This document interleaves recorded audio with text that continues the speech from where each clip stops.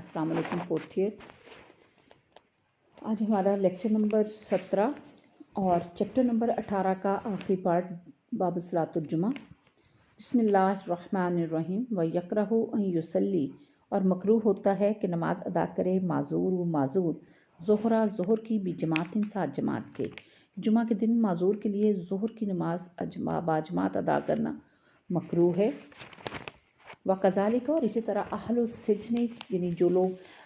कैद खाने में हैं, अहलुल सिजनी कैद खाने वाले लोग जो हैं, वमन अदरका, और जो कोई पाले इमाम को यौमिल जुमाती, जुमा के दिन, या इसी तरह वो लोग जो कि कैद में हैं और जुमा के दिन इमाम को पा लें, सल्ला मा आहू, तो उसके साथ नमाज पढ़ लें, मा अदरका, जो कि उन्होंने पाया, व बना अलैहा, और उसी पर बुनियाद रखी जुमातु, जुमा की, और जुमा के दिन इमाम को नमाज में पा ले, तो फिर जितनी नमाज उनको उसके साथ मिल सके इमाम के, उसी पर वो अपने जुमा की बुनियाद रखें। व इन अदरकाहू, और अगर इसको पाएँ फिर तशाहुदु, तशाहुद में, और फिर सजूद सहवी, या सजदा सहव में,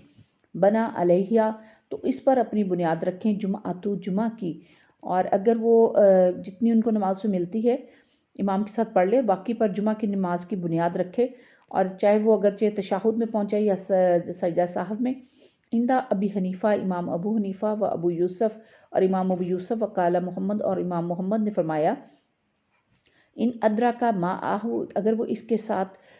पा लेते हैं अक्सर रक़अती सानियती, दूसरी रकत का ज़्यादा हिस्सा, बना अलैहा, तो इस पर वो अपनी बुनियाद रखेंगे जुमाती, जुमा की। इसी नमाज पर, यानी अगर उन्होंने सजदा साहब या तशहुद में पाया, तो इमाम अबू हनीफ़ा, इमाम यूसुफ़, और इमाम मोहम्मद रहमतुल्लाह अलैहिमा के नज़दीक इसी नमाज पर जुमा की बुनियाद रखे। जबकि इमाम मोहम्मद रहमतुल्लाह अलैह के नज़दीक जुमा अगर जो है इमाम के नज़दीक अगर वो दूसरी रकत का कुछ हिस्सा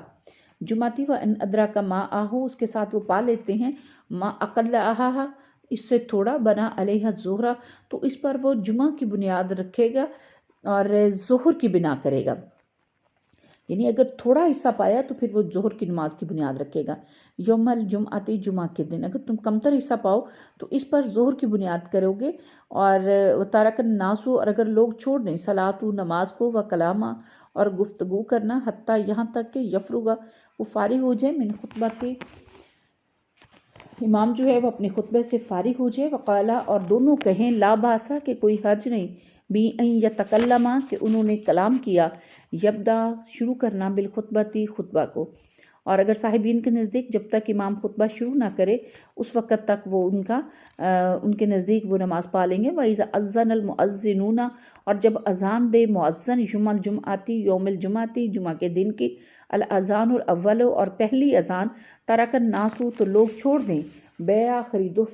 खरीदना, व शरा, और फ़रोख्त करना, व तवज्जहू, और वो सब फिर उसका रुख कर लें, ये चल पड़ें, इलल जुमाती, जुमा की तरफ। फ़ाइज़ा, फिर जब साइदल इमामू, इमाम चढ़ गया, मिंबर पर, जलसा, तो बैठ गया, व अज़्ज़नल मुअज़्ज़िनूना, और मुअज़्ज़िन जो हैं उन्होंने अज़ान दे दी, बैना यदील मिंबरी, मिंबर के सामने, सुम्मा, फिर यख्तुबू, फिर वो खुतबा दें, इमाम, व इज़ा फ़रगा, और जब वो फारिग हो जाए, मिन खुतबते ही, अपने खुतबा से, अक़ुमुस्सलाता, तो वो नमाज कायम करेंगे।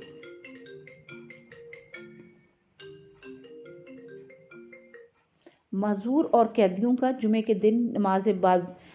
ज़ोहर जो है वो बाजमात अदा करने के मुतल्लिक़ कहा यह जाता है कि जुमा के वक्त अगर सिर्फ नमाज जुमा के लिए जमात हो सकती, इसलिए माजूर लोग और कैदी जिनके लिए नमाज जुमा में शामिल होना वाजिब नहीं, वो जुमा के दिन ज़ोहर की नमाज इनफरादी तौर पर पढ़ेंगे। इनके लिए नमाज ज़ोहर बाजमात अदा करना मकरूह होगा, क्योंकि सुन्नत से इसका कोई हमें सबूत नहीं मिलता।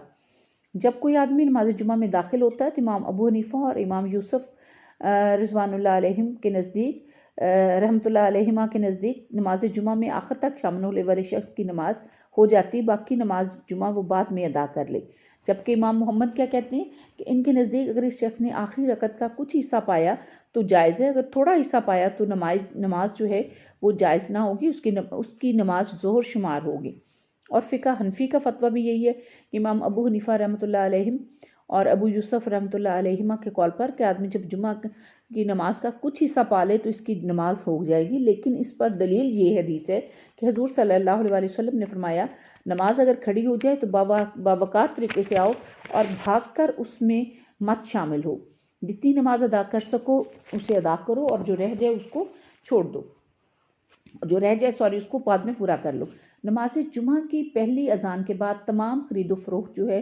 وہ روزمرہ کے کام کاج حرام ہو جاتے ہیں، اس لیے ان کو چھوڑ کر نماز جمعہ کا اہتمام کرے، کیونکہ اللہ تعالیٰ نے فرمایا جب جمعہ کے دن نماز کے لیے اذان دی جائے تو اللہ کے ذکر کی طرف دوڑو اور خرید و فروخت چھوڑ دو۔ امام ممبر پر چڑھ کر بیٹھ جائے، مؤذن اس کے سامنے اذان دے، پھر وہ 2 خطبے دے اور ان سے فارغ ہو کر نماز جمعہ ادا کرے۔ جب امام خطبہ جمعہ شروع کرے تو مقتدی جو ہوتے ہیں ان کے پر ضروری ہوتا ہے کہ وہ ہر طرح کی گفتگو جو ہے اس کو بند کر دیں، اور جس کی بہت زیادہ احادیث میں تاکید آئی ہے کہ وہ خاموشی کے ساتھ اس کو خطبے کو سنیں، یہاں تک خاموش رہنے کے لیے کہنا بھی جائز نہیں، یعنی اگر کوئی بول رہا ہے تو اس کو بھی نہ کہو۔ مسلم کی ایک اور حدیث میں یہاں تک فرمایا گیا کہ جس نے کنکریوں کو چھوا اس نے بھی لغو کام کیا، اور ایک اور حدیث میں نبی صلی اللہ علیہ وسلم نے ارشاد فرمایا